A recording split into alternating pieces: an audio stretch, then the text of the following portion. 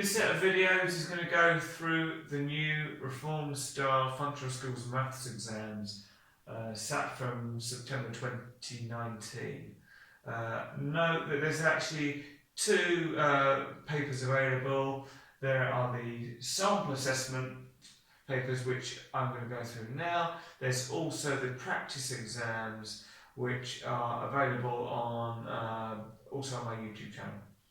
Okay, so we're going to start with the level 1 exams, the non-calculator paper, and this is question 1.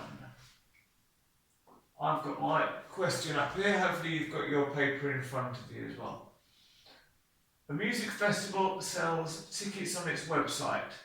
There are 120,000 tickets for sale.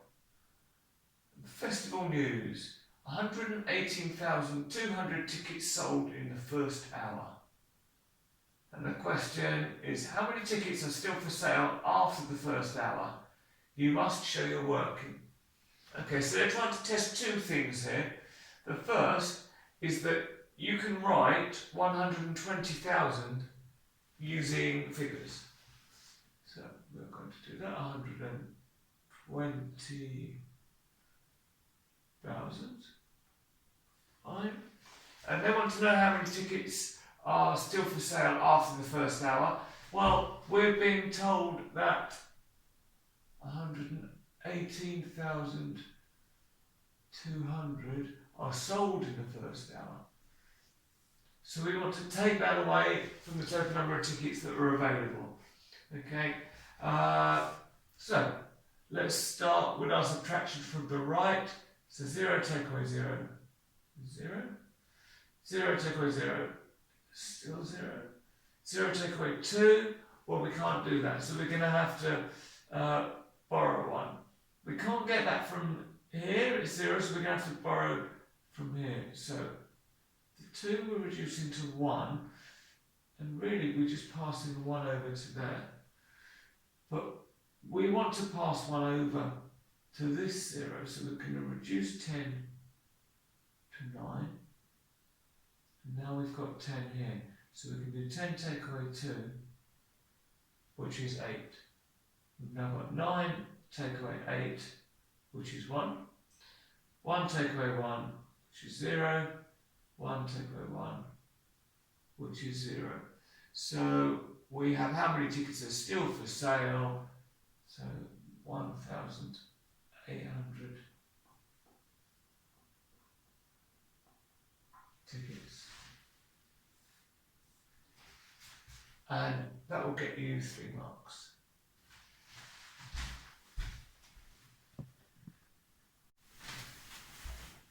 And question 2. This is split into 3 parts. I've written them up here for you. First one, calculate 12 with this little 2. Well, that's the squared sign. So 12 squared, we can write that as 12 times 12. The symbol up there is just telling you how many times you are multiplying the number by itself. So 12 squared, 12 times 12. Now I'm going to write this as a column. So we're going to say 2 times 2 is 4, 1 times 2 is 2. Now we're going to move on to the 10, so we can put a 0 here, and say 2 times 1 is 2, 1 times 1 is 1. And if we add these together, 4 and 0 is 4, 2 and 2 is 4, 1 and nothing is 144. Okay, so let's just do a line there so we don't get it confused with part B. Work out 80 minus 6 times 2. Well, your order of operations rules should tell you we need to do the multiplication before we do the subtraction. Okay, so the 80 minus is going to stay the same. The bit we're working out is 6 times 2. You can do this if you like your 2 times table. You can do 2, 4, 6, 8, 10, write them all out. Or just use your multiplication facts. 2 times 6, that's 12. Okay, so now we've got 80 minus 12. And I'm going to do this as a column. So 0 take away 2, we can't do. So we're going to take 1 from here, reduce that to 7, and put the 1 in front of the 0. So now we've got 10 take away 2, which is 8. 7 take away 1 is 6. And that's our answer to part B. Okay, in C, we're dealing with negative numbers here. So let's draw. If we had a number line, we'd have, so we've got 0 there, we'd have -1, -2, and a few numbers, and then somewhere down here, we'd have -18. Okay. Now, what you want to remember with a number line is if you're adding, then you're moving to the right. If you're subtracting, you're moving to the left. So we need to move 14 to the left. Okay, so from -14. So I could write these all out. -19, -20, and keep going. But what you can see is that actually what we're doing is we can think of -18 minus 14 as minus 18 plus 14. So in other words, we're adding the numbers together, but we know that the total result is going to be negative. So if we do that, 18 and 14, 8 and 4 is 12, 2 carry the 1, and then 1 plus 1 plus 1 is 3, to make it 32. We know it needs to be minus, so we can put this is equal to minus 32. Okay, so if you're happy with the concept of moving the minus sign outside and turning this into a plus, you can do it this way. If not, if you're not so comfortable with that, you can just, if we shift this down here, you can just continue your number line, -22, and you will still eventually get down to 14 times later. You'll get down to -32, so you'll get the same result. And that's 3 marks for that question.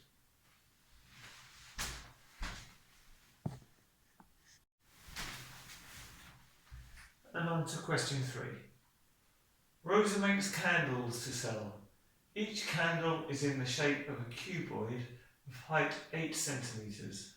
The base of each candle is a square of perimeter 20 centimetres. Rosa needs to know the volume of one candle. And part A, work out the volume of one candle. Remember to give units with your answer. Okay, so we're part A. So we know it's going to be a cuboid, so I'm going to try and draw it. Now, they tell us that the base of each candle is a square of perimeter 20 centimetres. So, well, let's start with that base.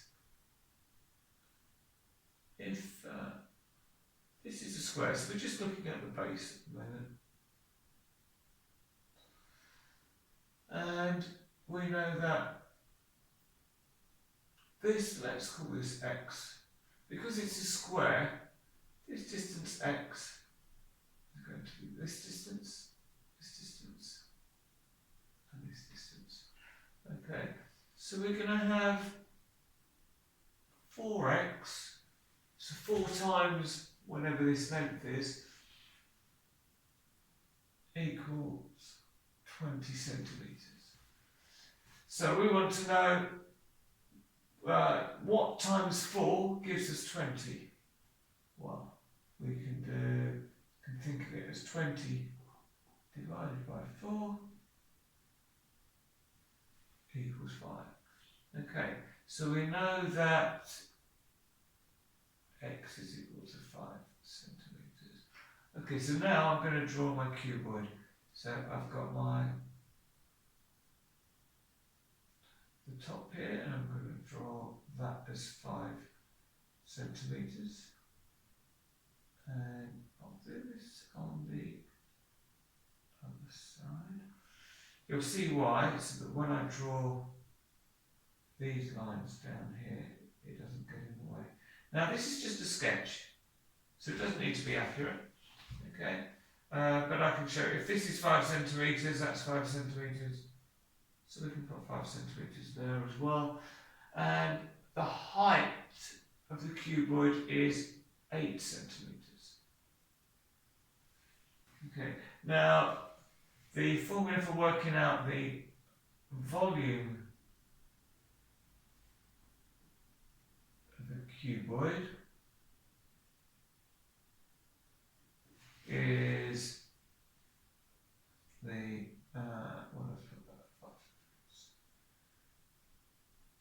is the length times the width times the height.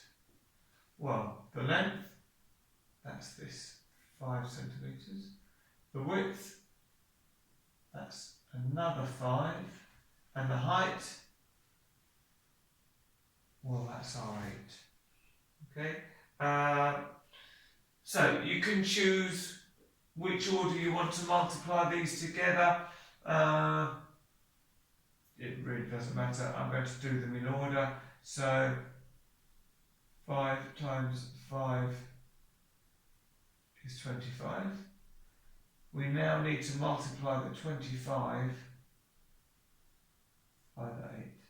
So 5 eighths are 40. So 10 to the 4. 2 eighths are 16. Add the 4 gives us 20. So the volume is going to be 20 centimetres cubed. Okay. And then for part B, we get an extra mark for a check. And they're saying use reverse calculations to show a check of your answer.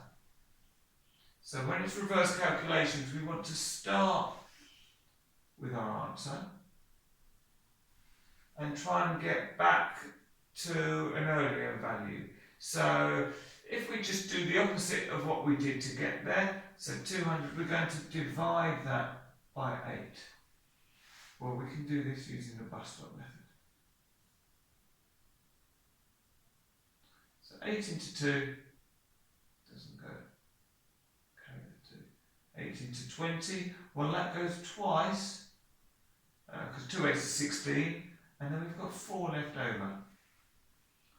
8 into 40, well that goes 5 times with nothing left over. Okay, I'm not going to stop there though, I'm going to go all the way. So once we have the 25,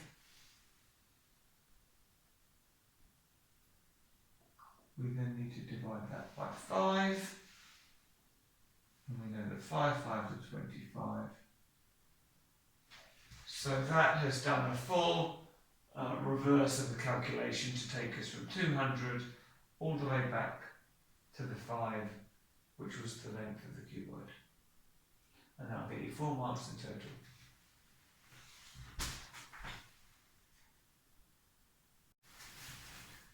And question 4. Round 11.348, corrected 2 decimal places. Okay, so we want the second decimal place. So we're going to look at the number after that, which is the 8. And we say, well, if it's less than 5, then we can get rid of it and keep the 4. If it's 5 or more, which it is, we need to increase the 4 by 1. So that is going to become 11.35. And that's 1 mark in part A. In part B, Rashid works at an animal centre. The animal centre sells tickets for 49 weeks of the year. A student ticket costs £9.90. The animal centre sold 23 student tickets last week. Rashid assumes that the same number of student tickets are sold each week. He wants to estimate the income from the sale of student tickets for the year. estimate the income from the sale of student tickets for the year. Okay, well, if we were going to work this out accurately, then we'd be saying, well, we had 23 tickets, which cost £9.90, and we're going to get that for 49 weeks of the year. And we can do that, but that's not what they're asking for. They say estimate the income. So if we're going to estimate, then we're going to round these numbers. Okay, 23, well, it's reasonable to round that to the nearest 10. So let's make that 20. So I'm going to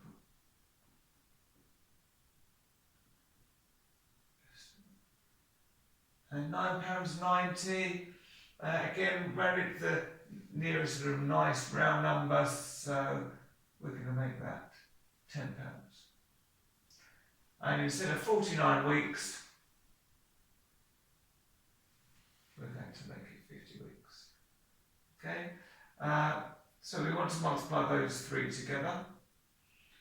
With these, what we can do is we can ignore the zeros for now and say 2 times 1, well, that's 2. So 2 times 5 is 10. Then we need to add on the extra zeros. So we've got 1 0 here, 1 0 here, 1 0 here.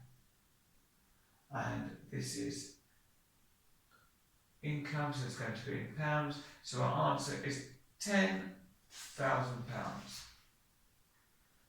And that gets you 4 marks. And that's the last question in the non-calculator part of the paper.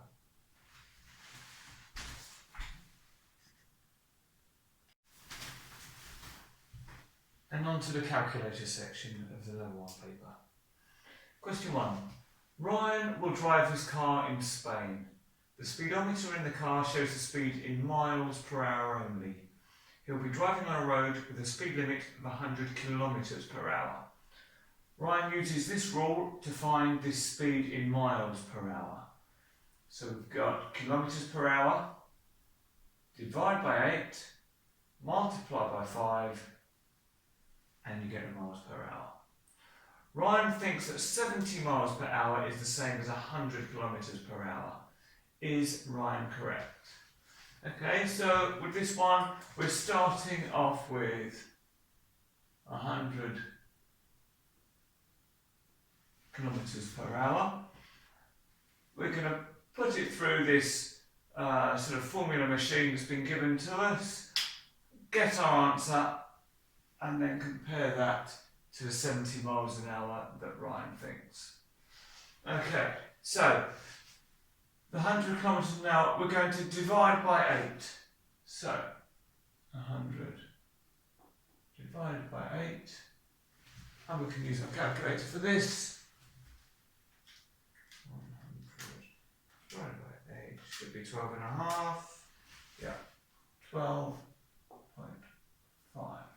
Okay, it's important that you do this step by step because we want to divide by 8 and get our answer.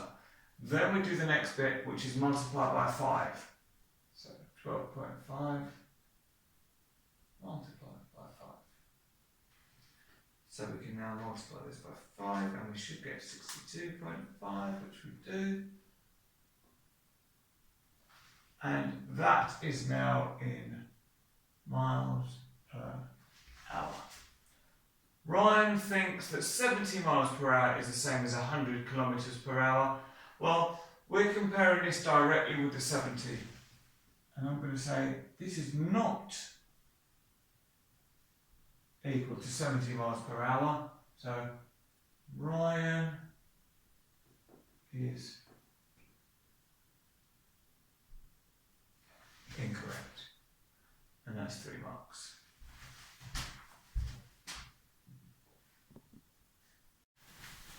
And question 2. Nicola wants to buy 30 litres of white paint.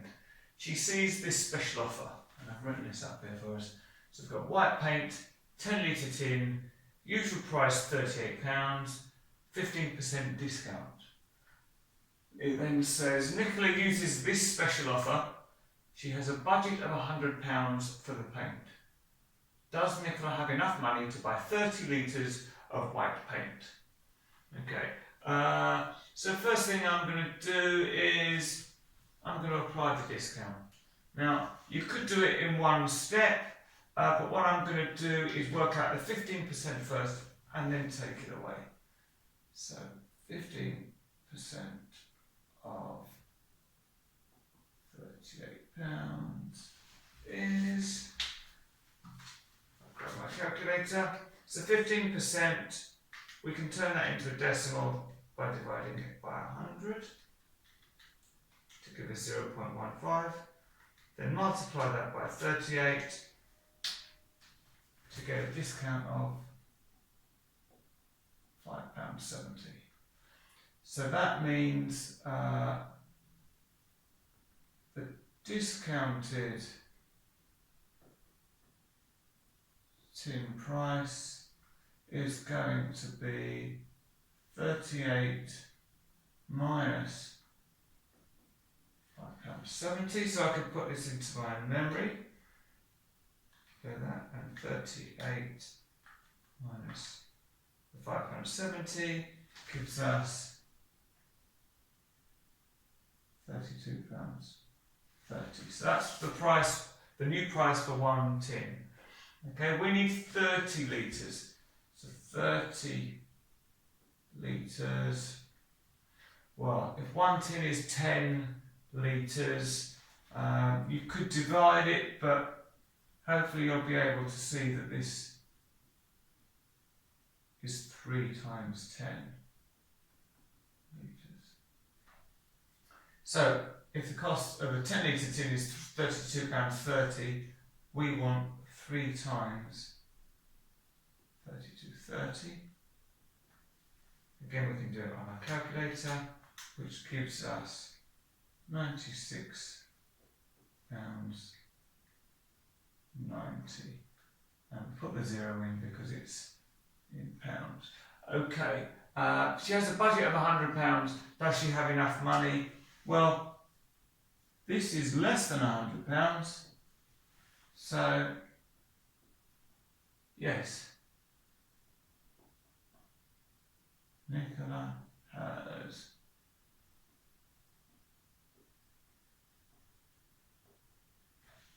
enough money. If you wanted to do this discount section a little bit quicker, you could say, well, if I want to take 15% off, well, really that's going to leave me with 85%. So you could do 0.85 times 38, and we'll do that here, 0.85 times 38, that gets you straight to £32.30, which we've got there. It's just a slightly more efficient way of doing it, but there's nothing wrong with doing this and having a little bit more working. And that gets you 4 marks.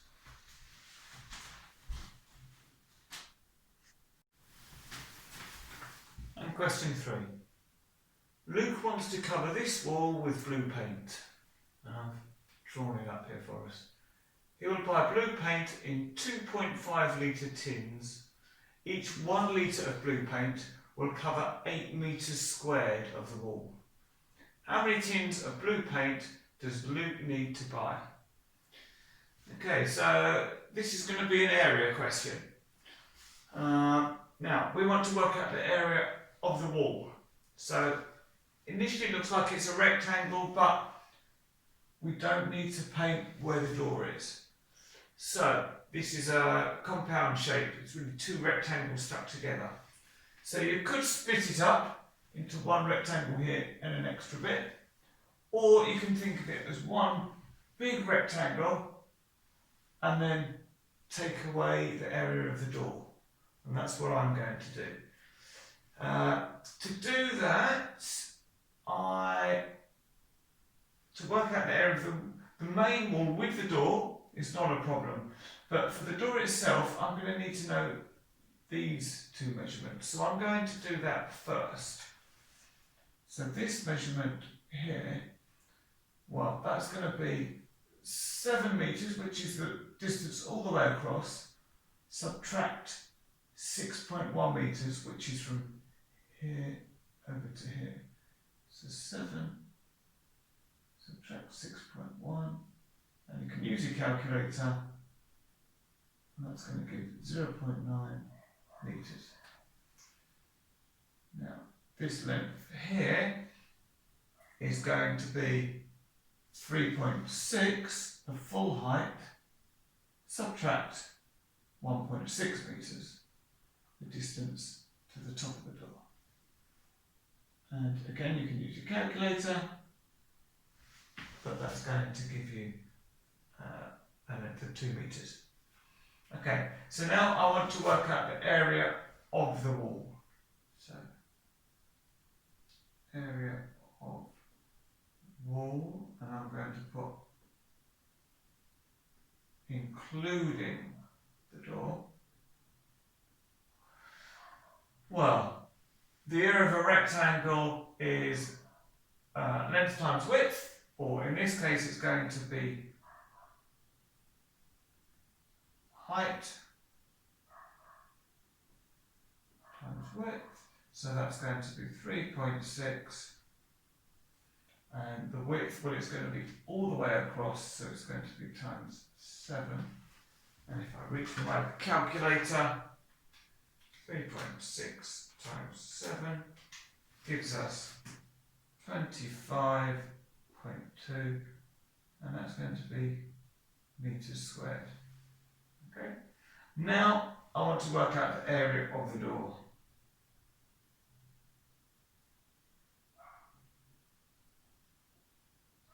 Let's do one underline of that so we remember that one. So the area of the door, well, it's going to be height times width again, but the height of the door this time is 2 metres, and the width is this section here, which is 0.9. So I can use my calculator, but hopefully this will be 1.8, which it is, and again, that's going to be metres squared. Okay, so the area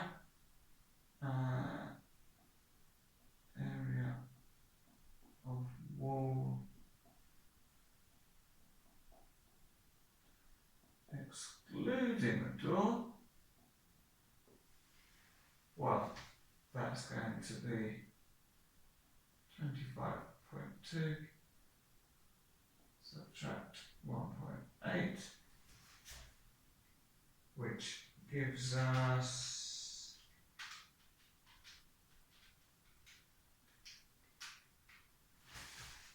23.4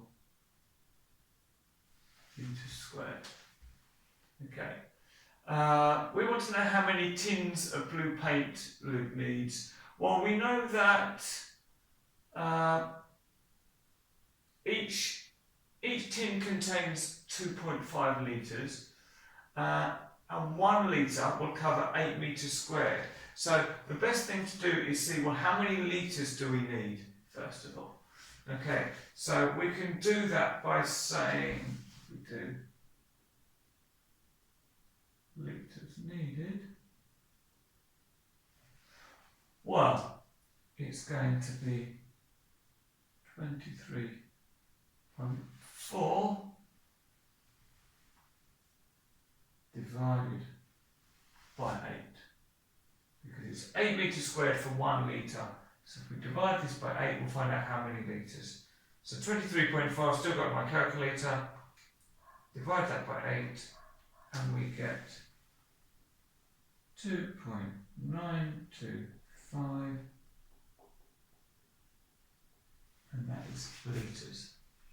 Okay, now each tin is 2.5 litres, so rather than doing a calculation for this part, I'm going to say, well, if 1 tin is 2.5 litres, I know that 1 tin isn't going to be enough, but 2 tins certainly will be, because 2 times 2.5 would be 5 litres.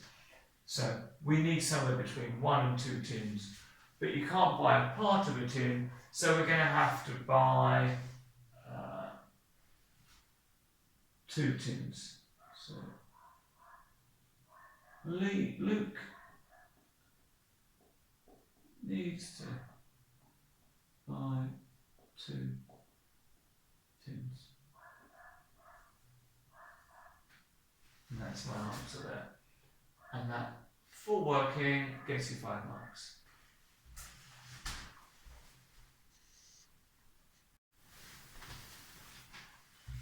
And question 4. Chris is designing a badge. The badge needs to be in the shape of a trapezium, have a base of length 6 centimetres, have only one line of symmetry, those 3 requirements. Draw a suitable badge, use the grid below to draw a badge. So I've drawn the grid for us, and I can add on here that they've said that each one square is 1 centimetre across and 1 centimetre down. Okay, so the first thing you need to know is what is a trapezium. Okay, so trapezium is a 2D shape. Trapezium. And the key thing is it's got 1 pair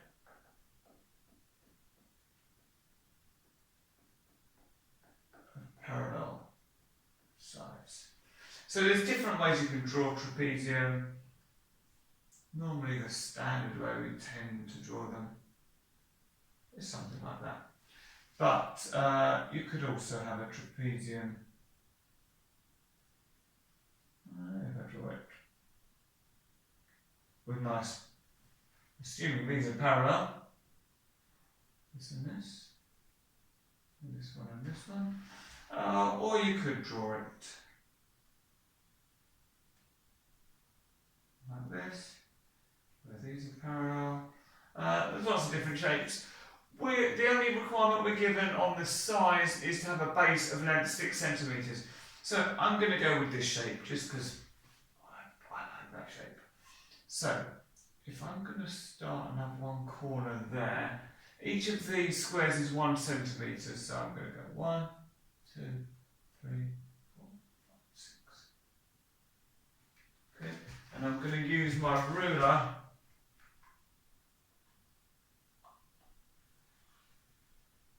draw the base of this trapezium, and hopefully that shows up well enough. I'll go over that. Okay, just for the benefit of the video. Okay, so we've got our base. The other thing we need to have is one line of symmetry. So this shape, they wouldn't work because we haven't got any. There's no way I can put a line through this that makes it a sort of a mirror image of itself. Whereas this one, if I make these 2 angles the same and these 2 angles the same, then I can do a line of symmetry straight down the middle. So the way I can make sure the angles are the same is by, well, having the top that's got the same gap on either side. It's probably easier if I draw it on. So I know that this would be halfway. So let's make my trapezium this height. And I'm going to go 2 from the centre line to the left and 2 from the centre line to the right. So I can draw my top there. And then join these lines. Okay, then it's always good to check back against your requirements. So I need a badge to be in the shape of a trapezium. Have I done that? Yes. Have a base of length 6 centimetres. Have I done that? Yes, that's 2. Have only one line of symmetry. Well, I've got a line of symmetry down the middle and I haven't got any others. So that's all 3 requirements, and that will get me my 3 marks.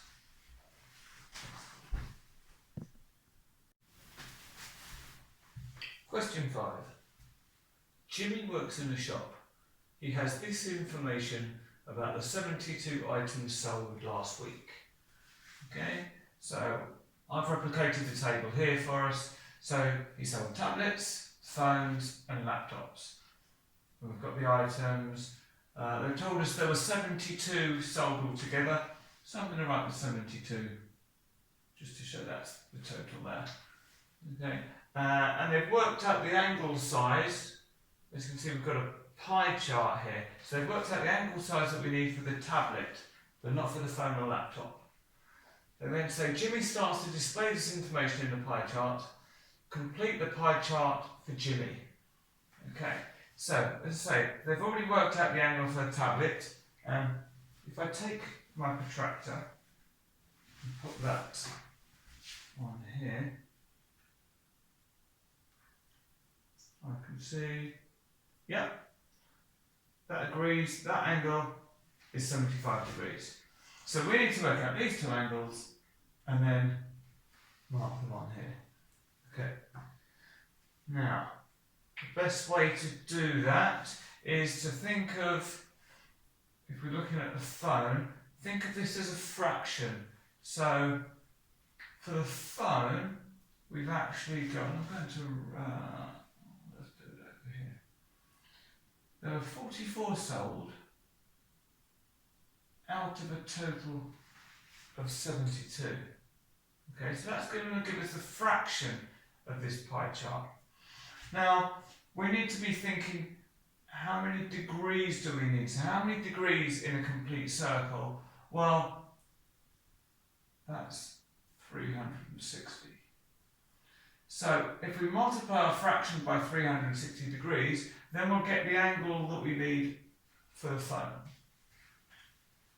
So if I grab my calculator, and we can do it, I'm going to do the fraction first, so 44 divided by 72, and then multiply it by 360. Okay, well my calculator is telling me the answer is 219.9999999. I'm going to round that to 220 degrees. So if we do the same for the laptop, then we're going to have our 360 again, because that's staying the same. The thing that's changing is 13 out of 72. So I'll do my 13 divided by 72, and then multiply that by 360. I get 64.99998, which we can round to 65 degrees.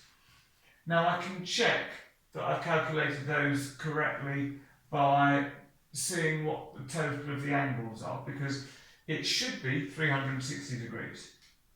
So let's try 75 plus 220 plus 65 gives us 360 degrees. So that's good. Okay, now we need to mark it on here. Well, although there's two angles, I really only need to find one of them, because once I've found one angle and drawn the line, the other one is just going to appear for us. So I'm going to choose this angle, because if you take your protractor, well, you should know that on a protractor, the angles in a straight line add up to 180 degrees. So trying to work out a 220 degree angle, well, that's a reflex angle, it's going to be a bit messy, so it's much easier to find the 65 degree angle instead. Okay, so I'm going to put my protractor on here, and if I line that up. Now, starting on this side, 0 is the numbers at the bottom, so 10, 20, 30, 40, 50, 60. 65 is going to be somewhere between there. So I can just mark a little dot there. And leave my protractor there. Now I need a ruler. And I can draw a straight line goes from the centre, through that mark, all the way to the circumference. And I know that this angle is 65 degrees, so I can write that job. And as mentioned by default, whatever's left must be the phone.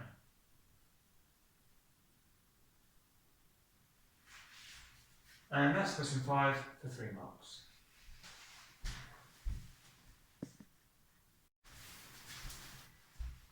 And question 6. Ben is an activity leader. He is planning a team building event for a group of people. Ben has this part of a map. I've got that drawn here. I'll just put my box around this. There we have it. And we've got the key, so 1 centimetre on the map is 1,000 metres on the ground. And we're told the diagram is drawn accurately. The group will start at point A, that's here, and walk directly to point B, which is here. Ben needs to write instructions to give the group. The instructions need to include the bearing and the distance to be walked. Write the instructions for the group. Remember to give units with your answer. Okay, so this is one of the topics which is new to the New Style Reform exams from September 2019. Okay, so with bearings, what we're trying to do is work out an angle from one point to another point. Now they want the bearing, they're walking from point A to point B, so the way we're going to measure that bearing is starting at A, looking at north, as this is our 0 degrees, and then we're going to draw a line directly from A to B. Like that. And so the bearing is going to be the angle from north at A all the way round to the line which directs us to B. Okay? So they've told us that this diagram is drawn accurately. That means that we can measure the angle using our protractor. So if I position this here, so 0 degrees is pointing straight up to north. Because we're reading it this way, 0 is up here, so we're looking at the numbers on the outside. So 10, 20, 30, 40, 50, 60, 70, 80, 90. So at right angle, 110, 100. And B is looking like the bearing of 110 degrees. Okay. So that's the first part. We then need to know the distance to be walked. Again, because the diagram is drawn accurately, we can measure this. So 1 centimetre on the map is 1,000 metres on the ground. Well, so let's measure this. This is telling me that this is 6.5 centimetres.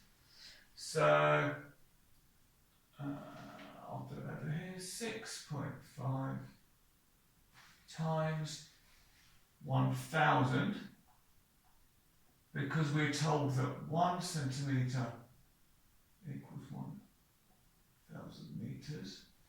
So this is going to give us, you can do it with your calculator, or hopefully you can see if we've got 6, 5. We're going to move our decimal place once, twice, 3 times. So we're going to get 6,500 metres, which we can say is 6.5 kilometres. You could leave it in metres, but I just think it's tidier to write it as kilometres. So they want instructions written for the group. So it should be something along the lines of walk 6.5 kilometres on a bearing of 110 degrees. And that should get you your full marks. Now, question 6 has got a part B. So let's turn this one over. So Ben recorded the time it took each person to complete a different event. So it's not connected to this, but it's part B of the question, so I'm going to do it all in one go. He's completing a table with information.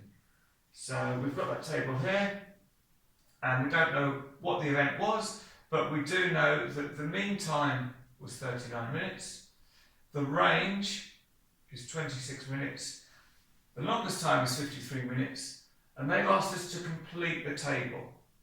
Okay, so they want us to find the shortest time.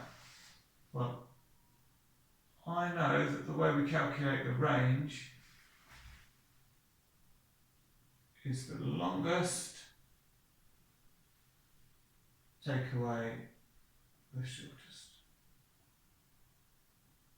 Okay, and we know that the range is 26 and the longest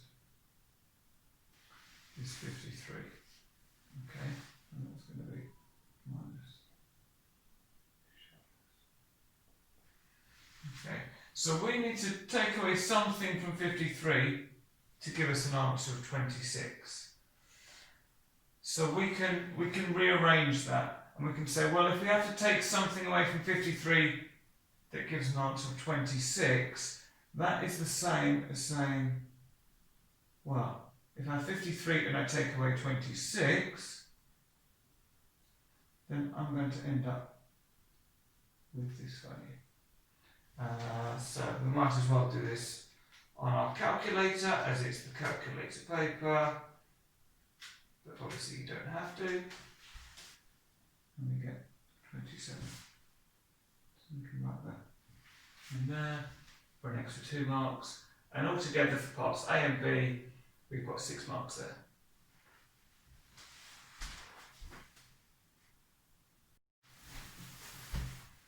Question 7. The table shows the price of a cup of tea in 5 different cafes, A, B, C, D and E. And we've got the prices listed there as well. Calculate the mean price of a cup of tea. Okay, so the mean. If we want to work out the mean, then we need to sum our values and divide by the number of values. So if I write that here, mean equals sum, or let's write this as total values divided by number of values. So that means, with this example, that I need to add up my prices. So I've got £1.80, £1.59, £1.65, £1.45, and £1.70. And then I'm going to divide all of that by the number of values, which is 5. Okay, so I'm going to take my calculator for this bit. So £1.80 plus £1.59 plus £1.65 plus £1.45 plus £1.70, and that gives me £8.19. I still need to divide that by 5.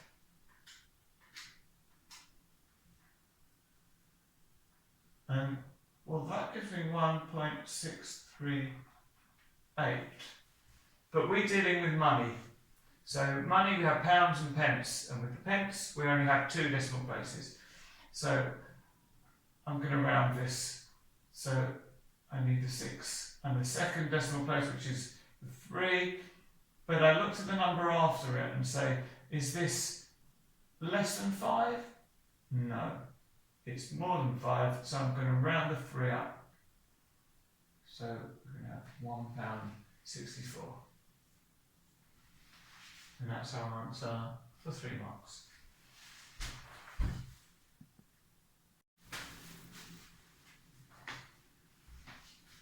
Question 8. Here is a cube of side length 3 centimetres. Draw a net of the cube. Use the grid below to draw your net. Okay, well, I've got a grid. It's not quite as big as the one that you get on the paper, but I've got it big enough to draw my net, so I'm comfortable with that. The cube is side length 3 centimetres. Now I know each of these boxes is 1 centimetre, so that means each face of my cube, if I draw it like that, is going to be a 3 by 3 box, something like that. Okay, and I know that a cube is going to have a top and a bottom, right side, left side, and a front and a back. So I'm going to need 6. Let's go to 6 faces. Okay, each of them is going to look like this. Now you need to imagine you've got your cube and you're flattening it. So that means where we've got the front. There's different ways you can do this, but I always like to think of it as you've got the bit at the front of the cube and then pull the sides out. So if that's the front, we can then pull the sides. So I'm going to call that left side.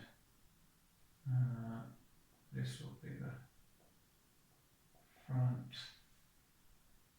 And then over here, we're going to have the right side. Okay, so we've got the front, we've got the 2 sides, then we've got the top.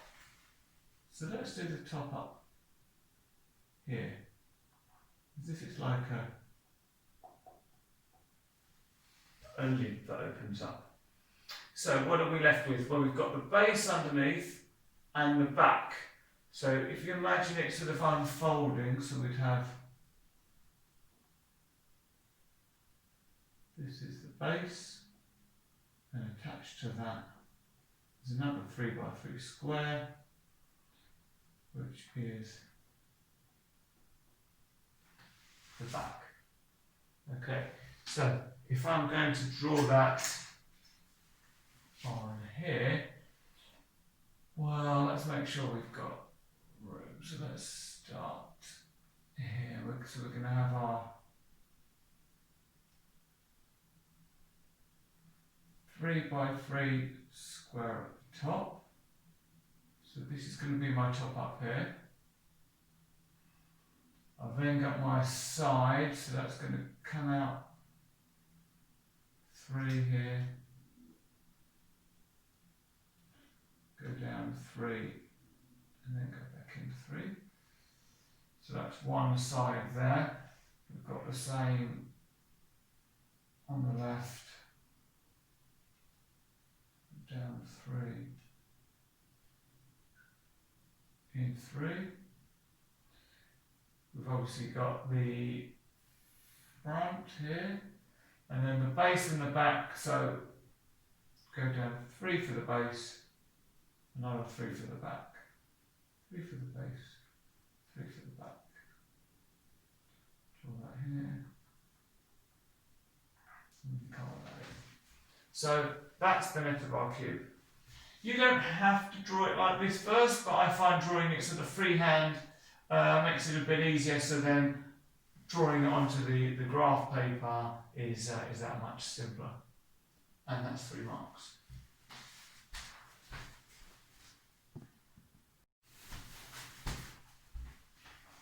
Question 9. Charlie works in a beauty salon. He has 3 appointments today. The time needed for each appointment is, and I've written them down here for us. So Mrs. Green, 1.5 hours, Ms. Price, 1 hour 20 minutes, and Sam, 3.25 hours. Then says, let's mark these. 1, 2, 3. He will have a 45-minute break. Charlie will start work at 9:15, and he wants to finish work by 4:30. Will Charlie finish work by 4:30 p.m? So there's a couple of ways you can do this. One way is to add up all the appointments and the break, then add that to the start time and see if you can finish by 4:30.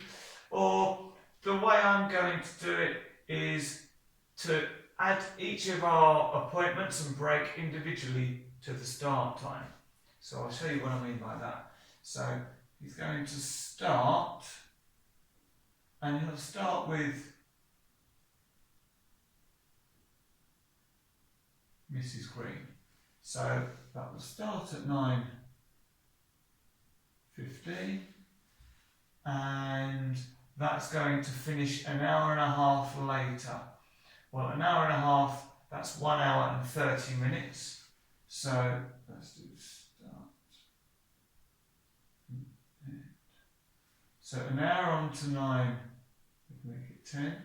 And an extra 30 minutes, or 30 plus 15, going to make it 10:45. Okay. We've got 2 more appointments. We've also got the break. I'm going to take the break straight after this one, because it doesn't say when we have to take the break or what order, but I'm going to take the break now. So we're taking the break at 10:45, and it takes 45 minutes. Well, I know it's only going to be another 15 minutes to take me up to the next hour, to 11 o'clock. And then I'll still have 30 minutes left of the break. So we'll finish at 11:30. Then we can do Ms. Price. So she's going to start at 11:30 as soon as the break's finished. And we're going to take 1 hour and 20 minutes. So 1 hour on top of 11 is going to take us up to 12. And an extra 20 minutes will take us to 12:50. Okay. Now we've got Sam to add on. Okay, so 3¼ hours, or that's 3 hours and a quarter of an hour. Well, if 1 hour is 60 minutes, a quarter of 60 is 15 minutes. Okay, well, let's add the minutes on first. So 50, well, it's only going to take me 10 minutes. Oh, sorry, Sam's going to start 12:50. And then it's only going to take me 10 minutes to get up to the next time. And you can see they're using 4:30, so they're working with the 12-hour clock. So an extra 10 minutes would take us up to 1 o'clock. But we've still got 5 minutes left, so it's going to be something 05. So the 15 minutes would take us to 1:05, but we've got an extra 3 hours. So 1 plus the extra 3 is going to take us to 4:05, and that is PM. Okay. So will Charlie finish work by 4:30 PM? Yes. Charlie will finish by 4:30 PM. In fact, if they want, they can have another 25-minute break, or if they're allowed, then go home early. And that's 4 marks.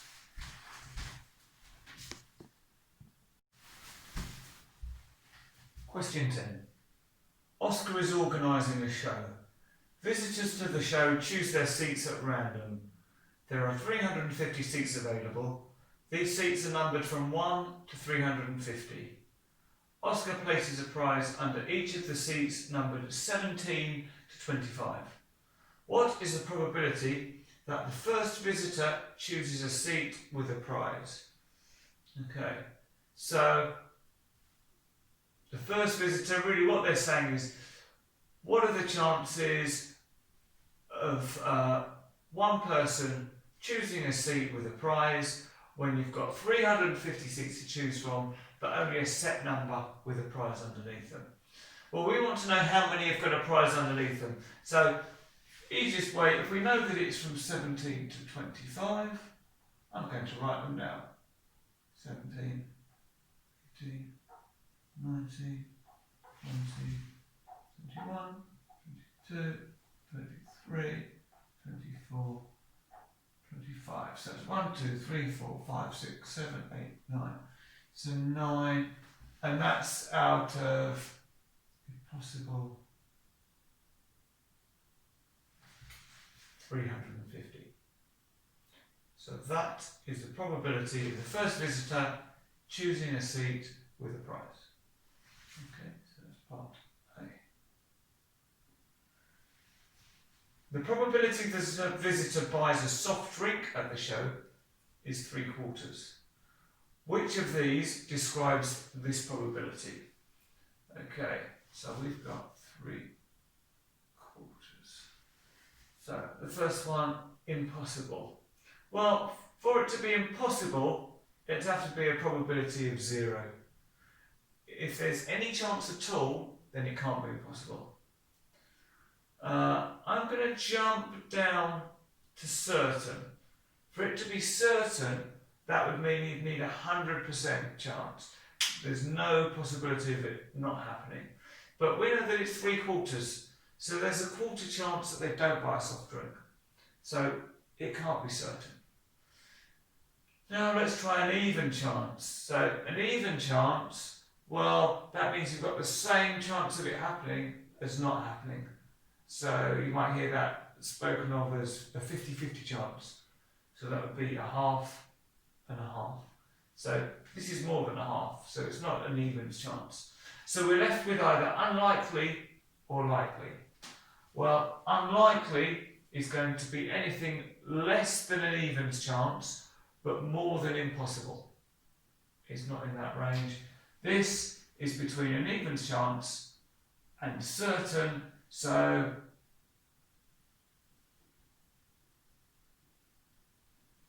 this would be described as likely. And altogether, you got 3 marks on this question.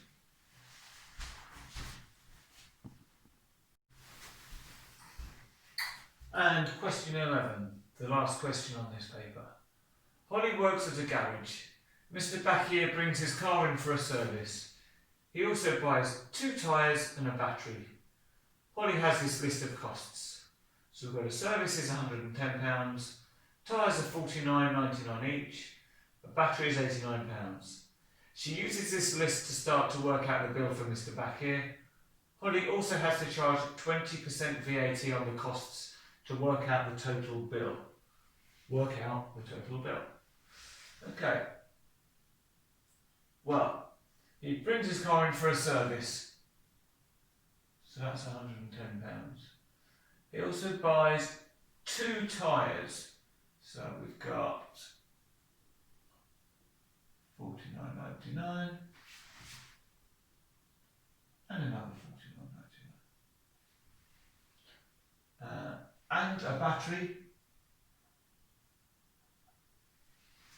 So that's £90, or £89 in fact. Okay. Holly also has to charge 20% VAT. So I'm going to work out this cost first and then add the VAT on afterwards. So if we take our calculator, 110 plus 49.99 plus another 49.99 plus £89 gives us a total of £298.98. Now we need to work out the VAT, so I'm going to work out 20% of this and then add it onto the total. So 20% of 298.98. Well, we can do that as 20 divided by 100 multiplied by 298.98. Well, I've already got 298.98 in my calculator, so I'm going to multiply that by 20, put 20 here, and divide by 100. And this gives me 59.796, which, if we want it in pounds and pence, well, these are our pence. We look at the number afterwards. 6, well, this is more than 5, so we're going to round the 9 up. Now, if we round the 9 up to a 0, so 79, if we add 1 to it, is going to become 80. Okay, so we've got the original cost, we've got the VAT, so the total bill will be 298.98 plus £59.80. So 298.98 plus £59.80 gives us £358.78.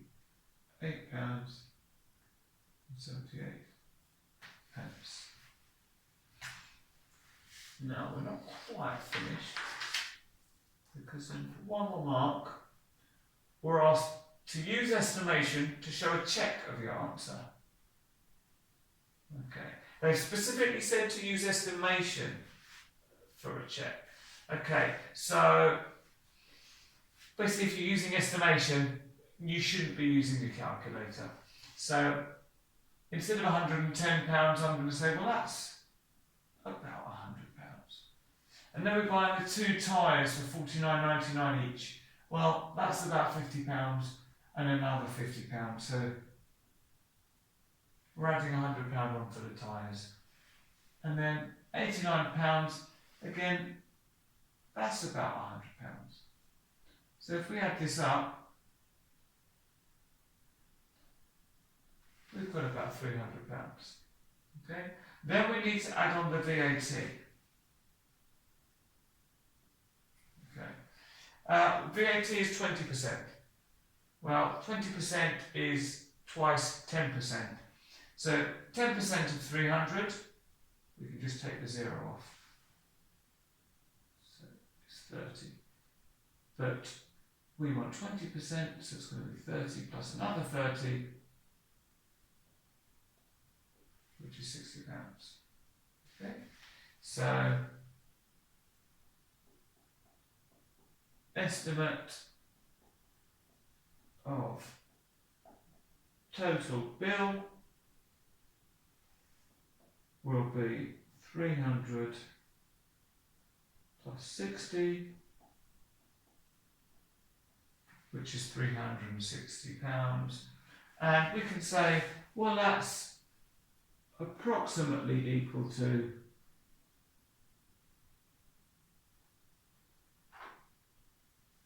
£358.78. So that seems reasonable. And that's the end of the paper.